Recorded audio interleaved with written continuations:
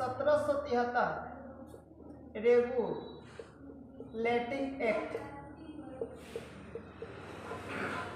ये ध्यान रखिएगा 1773 में रेगुलेटिंग एक्ट के बारे में क्या है। ये रेगुलेटिंग एक्ट जो है इसकी विशेषता क्या है और यह क्यों लागू किया गया था और यह भारत में क्यों लाया गया था। बताया जाता है ब्रिटेन के प्रधानमंत्री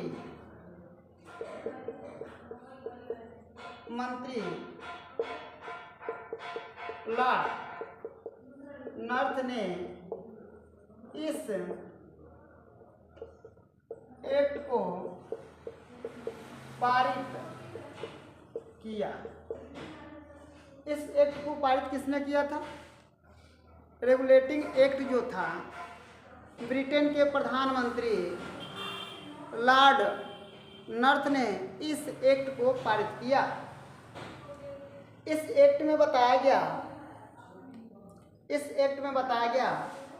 पारित किया था।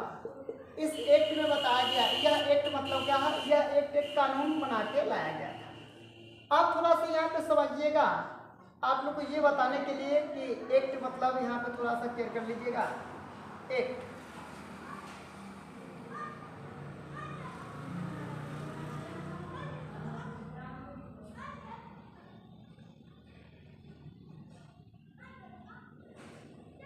ना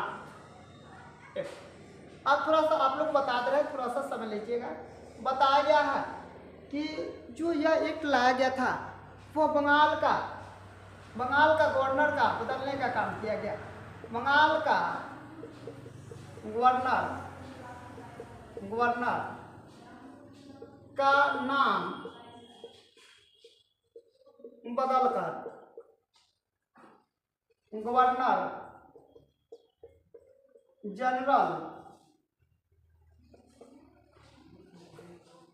कर दिया गया था। आप याद रखिएगा इसको बदलने का मूल मकसद क्या था। भारत में उस समय तीन प्रेसिडेंसी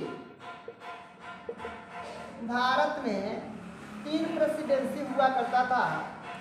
एक मुंबई, दो मद्रास और तीन हो गया बंगाल।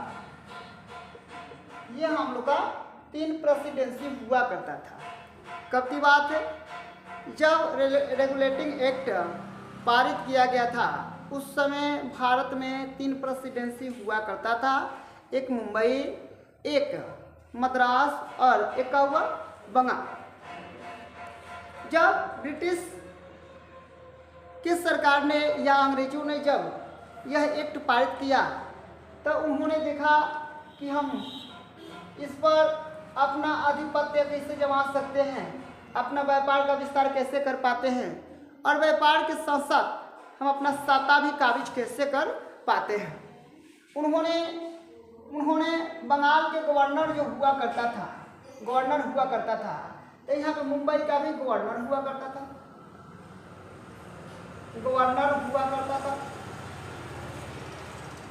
ठीक है ना। यहाँ पे मद्रास का भी गवर्नर हुआ करता था। अंतर कहाँ पर गया? गवर्नर हुआ करता था। याद रखिएगा ये तीनों का गवर्नर हुआ करता था। आखिर बंगाल का बदलने का कारण क्या पड़ा? तो बताया जाता है कि जो ब्रिटिश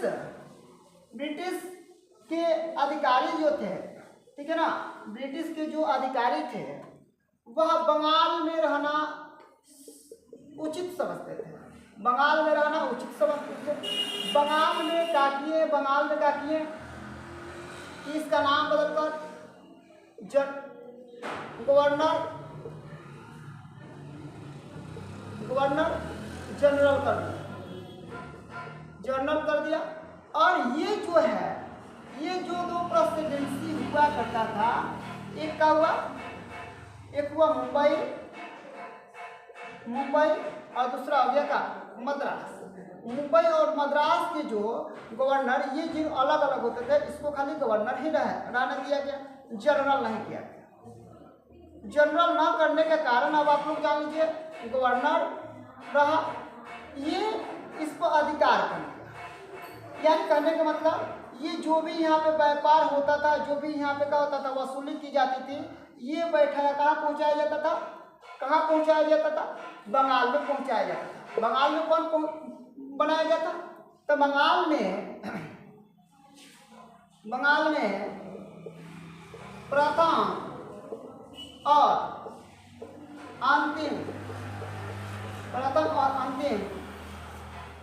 प्रथम और अंतिम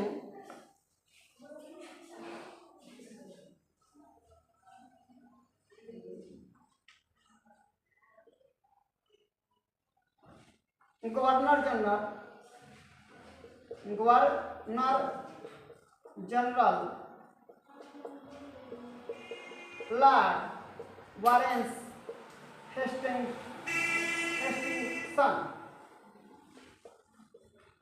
बताया गया है।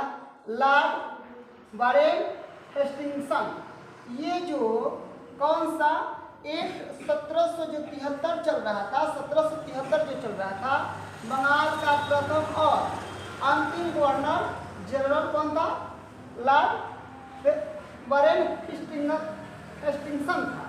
अब बताया गया कि जब यह बंगाल में बैठा हुआ था, और यह मद्रास और क्या हुआ था, मद्रास और मुंबई के गवर्नर से ये क्या करता था, ये अपना व्यापार कर करके इनके लिए अधीन रखा गया था कि यहाँ से जो आदेश मिलेगा ये दोनों करेगा। इसलिए यह सिर्फ गवर्नर रहा, इसको सिर्फ क्या किया गया, गवर्नर रखा गया। मुंबई और मद्रास को गवर्नर रखा गया, परंतु बंगाल को क्या कर दिया गया था, बंगाल को एक्ट 1773 के तहत उसको बदलकर गवर्नर जनरल कर दिया गया था, क्योंकि वह दोनों पर आधिपत्य रखता था। और ये आसान था, यहाँ पे रहने का सबसे आसान तरीका था, बहुत सुविधा लगता था। इसलिए ब्रिटिश के जितने भी लोग थे, अधिकांश लोग वहाँ पे क्या करते थे, बंगाल से रहते हैं सबको कवर करने का प्रयास करते थे। याद रखिएगा उस समय बंगाल का प्रथम और अंतिम गवर्नर का नाम क्या था, तो लॉर्ड वारेन हेस्टिंग्सन हुआ करता था। यह अंतिम था और प्रथम भी यही था। कब के लिए, जो रेगुलेटिंग एक्ट के तहत बताया जाता है, बस इतना दिन के लिए यही अंतिम हुआ करता था।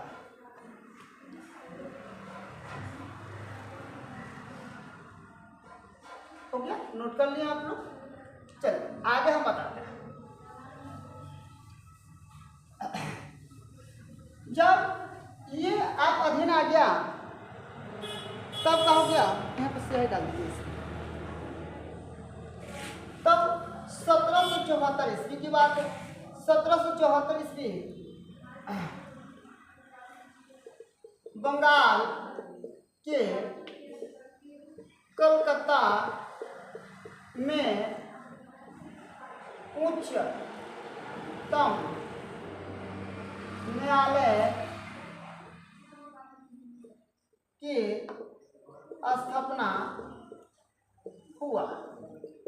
आप याद रखिएगा उन्होंने क्या सोचा, ब्रिटिश ईस्ट इंडिया कंपनी के लोगों ने क्या सोचा कि चलो भाई अब तो अपना मुंबई पर अधिकार हो गया है, मुंबई पर एक हम लोग उच्च न्यायालय की स्थापना कर देते हैं, जो हमारा ही उसमें आदमी होगा और उसको चलाएगा। 1774 ईस्वी में मुंबई में एक उच्च न्यायालय की स्थापना कर दिया गया था। उच्च न्यायालय की स्थापना कर दिया गया था। उसमें 4 जज हुआ करते थे, 4 न्यायाधीश या जज हुआ करते थे, न्यायाधीश हुआ करते थे। देखिए उसमें 4 न्यायाधीश हुआ करते थे। कोलकाता 1774 ईस्वी में जो उच्च न्यायालय की स्थापना की गई थी, इसमें डाल दीजिए, उच्च न्यायालय की स्थापना की गई थी, उसमें कौन न्यायाधीश था, 4। याद रखिए कितना हुआ था, 4 हुआ था। पहला का नाम हुआ करता था जो मुख्य उसमें न्यायाधीश था, मुख्य न्यायाधीश था। ये सब कौन था, ब्रिटिश था। ये सब क्या था, अंग्रेज था। ये सब क्या था, अंग्रेज था, ब्रिटिश था, ठीक है ना।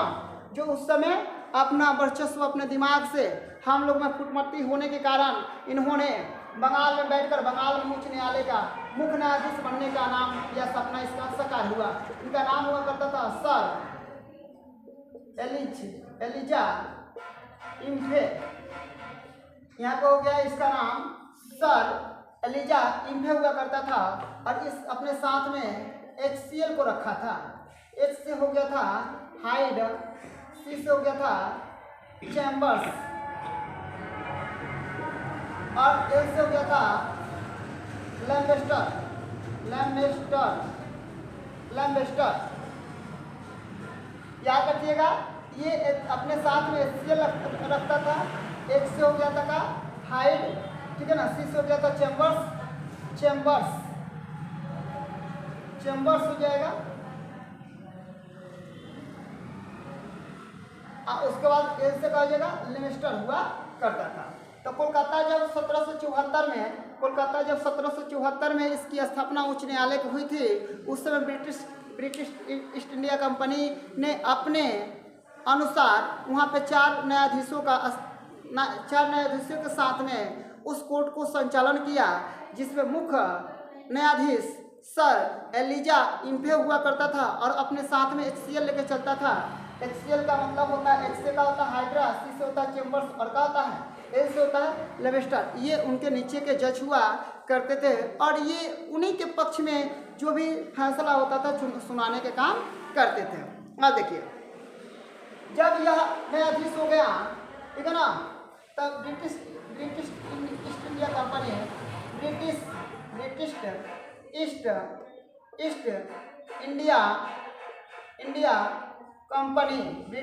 ईस्ट इंडिया कंपनी के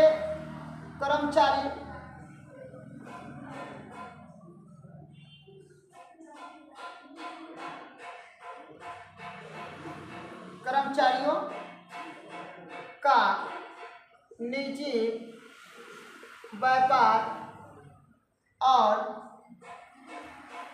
भारत के लोगों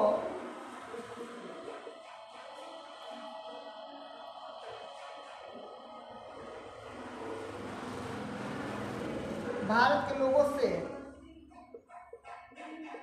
रिश्वत लेने पर प्रतिबंध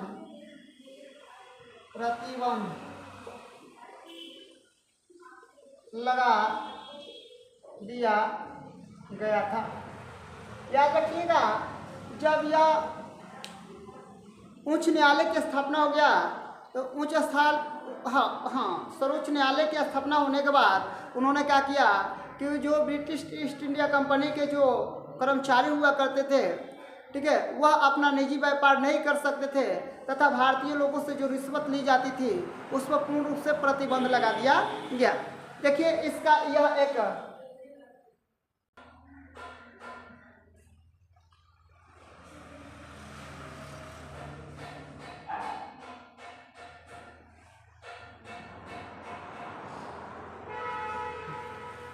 अब आप लोग थोड़ा सा देखिएगा, जब यह लगा दिया गया तो इन्होंने कोर्ट क्या किया, ध्यान रखिएगा, कोर्ट ने क्या किया कि वहाँ पे BOC कर दिया गया, BOD कर दिया गया, ठीक है ना, बोर्ड ऑफ डायरेक्टर।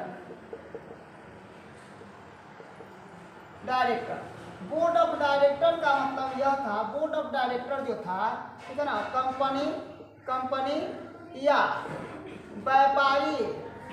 व्यापारियों का केंद्र, जो व्यापारियों का केंद्र या कंपनी हुआ करता था, उसको BOD देख रहा था। BOD के जब यह उच्च न्यायालय का स्थापना हुआ, तो इस उच्च न्यायालय के तहत BOD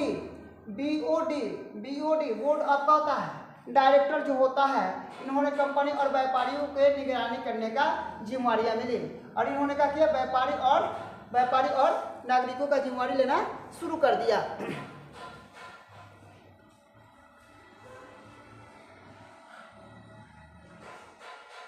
अब बताया गया, अब इन्होंने क्या कर दिया, इस बोर्ड का यह भी काम था कि भारतीय नागरिकों और अन्य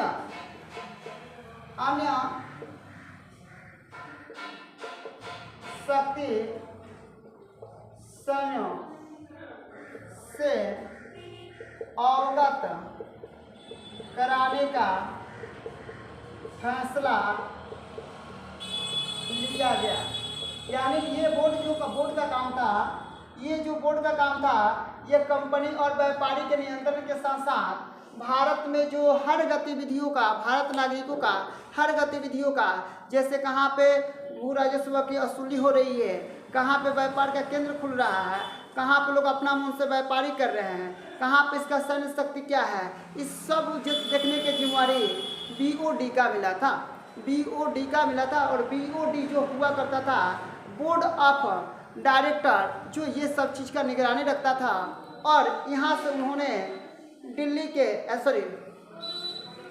इन्होंने बंगाल के गवर्नर गवर्नर को सूचना देता था, और वह वहाँ से ब्रिटेन के राजाओं को या ब्रिटेन सरकार को सूचना देने का काम करता था। बताया जाता है कि इस एक्ट में, ये जो रेगुलेटिंग एक्ट है, इसमें कुछ मिस्टेक हो गया था। कुछ क्या हुआ था?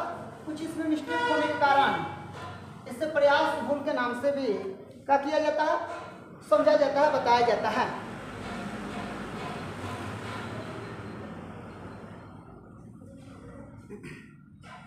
बताया जाता है कि इस एक्ट को बेहतर, इस एक्ट को सफल बनाने में कुछ चूक हो गई। आप देखिए, इस एक्ट को सफल बनाने में क्या हो गया? कुछ चूक हो गया। चूक का कारण क्या था भाई? चूक का कारण क्या था? अब हम आप लोग को बता दे रहे हैं। चूक का जो कारण था, ठीक है ना, गवर्नर गवर्नर को कलकत्ता के सुप्रीम कोर्ट की शक्ति का समीकरण नहीं कराया गया। यानी मतलब बताया गया है, यहाँ पे बताया जा रहा है कि इस एक्ट में कुछ चूक हो गई। क्या है? सर्वोच्च न्यायालय या चाहे उच्च न्यायालय, उच्चतम न्यायालय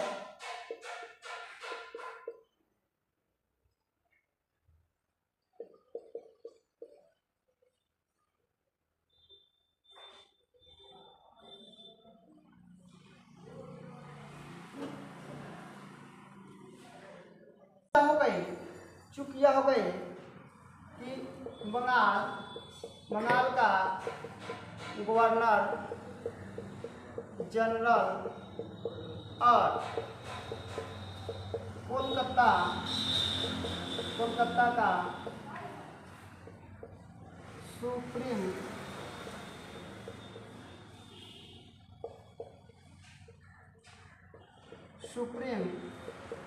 कोर्ट का शक्ति का सीमांकन नहीं किया गया। यही सबसे बड़ी भूल हुई थी। इसी को प्रयास का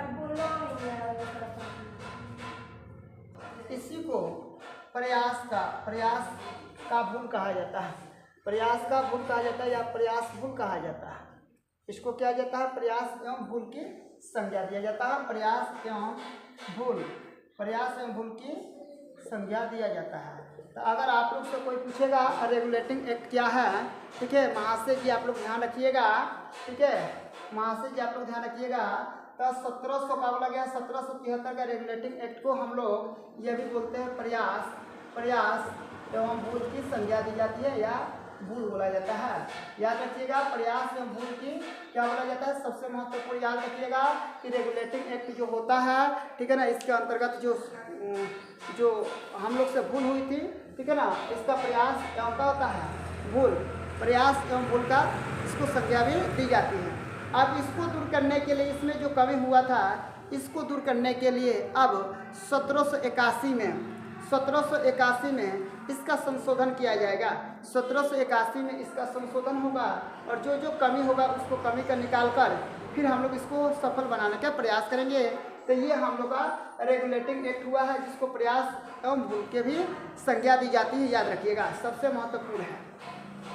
अब बंगाल में अगर कोई पूछेगा बंगाल में उच्च न्यायालय की स्थापना कब हुआ था, तो आप लोग बोल सकते हैं 1774 में। उस ठीक है ना, मुख्य जज के साथ में उसके चार मुख्य न्यायाधीश हुआ, चार न्यायाधीश हुआ करता था। उसमें से मुख्य न्यायाधीश का नाम क्या था, आप लोग को पता ही है, ठीक है ना, बताया गया था सर एलिजा इम्फे हुआ करता था, और उसके साथ में अपना HCL लेकर घुमा करता था, जिनका नाम हम बारी बारी से बताएं। आज के लिए इतना ही, धन्यवाद।